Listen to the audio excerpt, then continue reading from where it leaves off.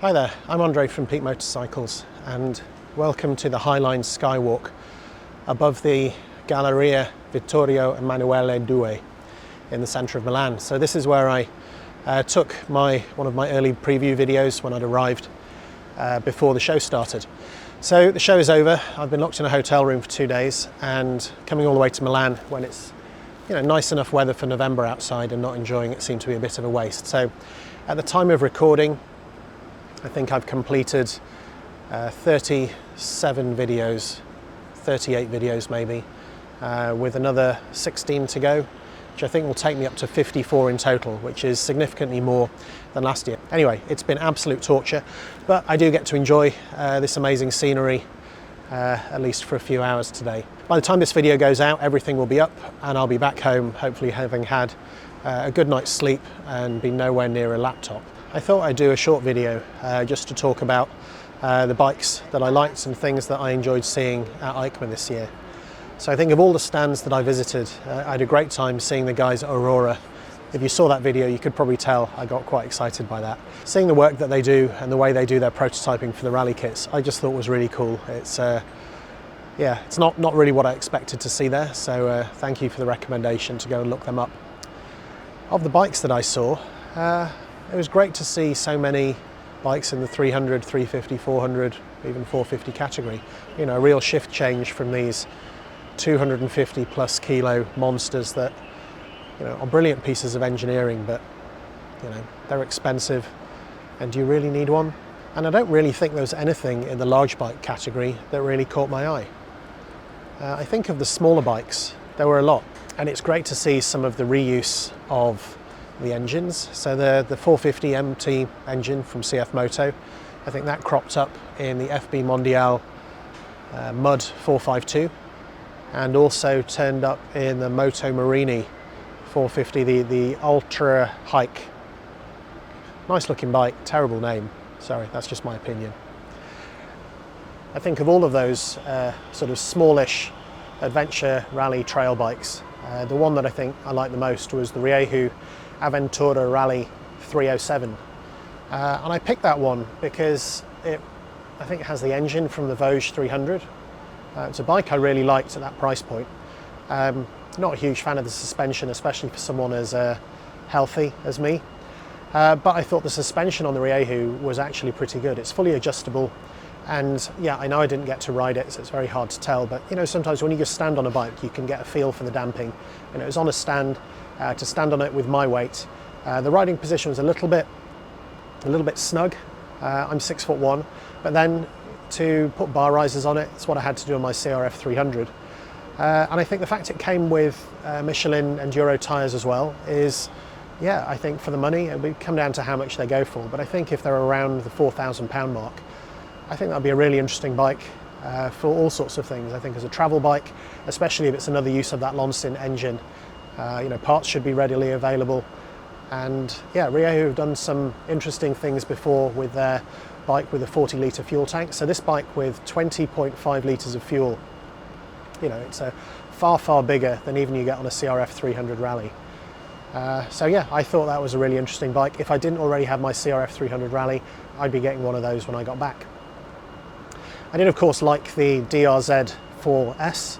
I know there's lots of people complaining about the lack of a sixth gear and that it's heavier than the old one, and yeah, that they could have done more, but at the same time we haven't had any dual sports in Europe since I think 2009.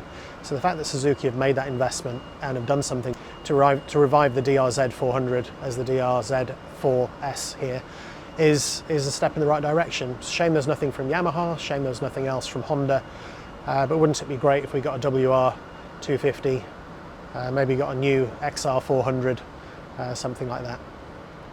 Of the bigger bikes, there's quite a few interesting things around the 800cc range. Obviously the Cove 800X.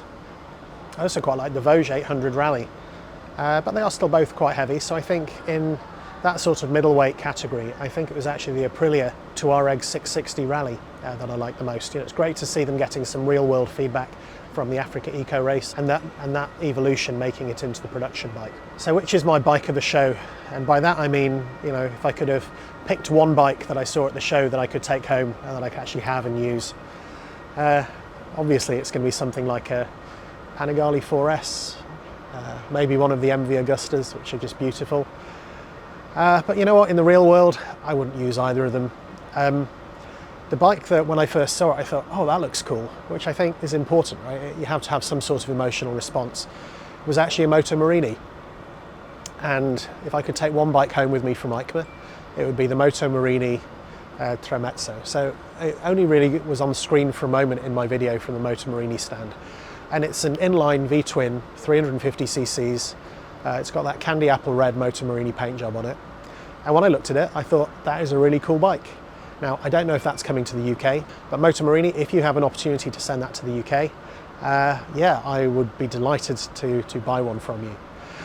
So with that, I think that's everything. Looking forward to finishing off the videos, getting home, seeing the dogs, not filming anything for a bit. While I've been here, I did take a break yesterday for an hour and I recorded a podcast with Clive from the Trail and Adventure Motorbike podcast, talking about a longer list of bikes than I've gone through just there. If you're not familiar with the Trail and Adventure Motorbike podcast, you should look them up wherever you get your podcasts. They have some really interesting people on. Obviously this week is an exception, but generally they have really interesting people on talking about motorcycles and what they do with them and places they've been. So with that, I think I'm going to bring this to an end. This will be my last video from EICMA 2024. Thank you all for watching, for commenting. I don't really push the subscription thing or the likes or the notifications. If the stuff's good enough, people will watch it. If it isn't, they won't. So for all the engagement that I've had, I just want to thank you a lot. I will reply to every first comment. I don't think I can reply to all the replies to the replies. It is going to take me a while. I think I've got a few hundred still to go through and I have to get the videos edited before then. But thank you again. It's been a fabulous week. I'm absolutely exhausted and I'm looking forward to getting a good night's sleep. So thanks for watching, and yeah, maybe I'll see you on some of my other non-show related content in the future.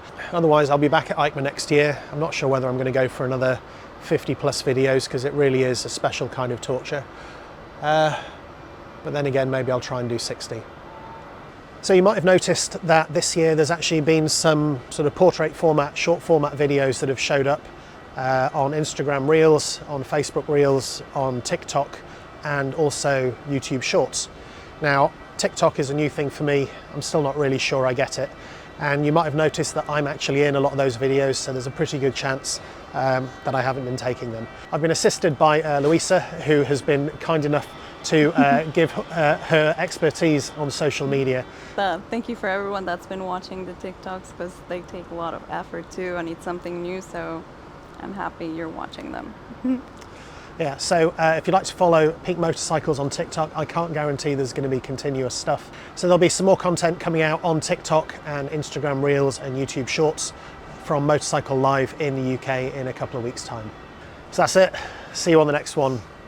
Goodbye.